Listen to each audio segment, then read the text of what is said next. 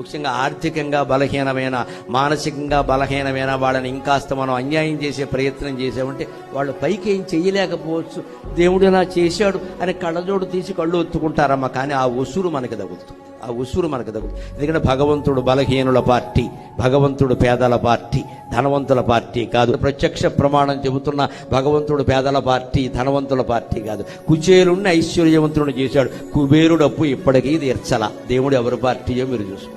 కుచేలుణ్ణి ఐశ్వర్యవంతుని చేసిన వాడు ఏ భగవంతుడు? ఆయనే వెంకటేశ్వర అవతారం అయితే కుబేరుడు అప్పు ఎప్పటికీ తీర్చాలి. వాడికి 3 కోట్లు నా తీర్చకపోతే నష్టం లేదులే అని చెప్పాడు. రోజు తిరుపతి గుమ్మంలో పడి ఆడవలసింది ఎంత కుబేరుడు, గుడ్డిగా నేసుకుని. ఏమిటి కుబేరత్వం గొప్ప ఇక్కడ?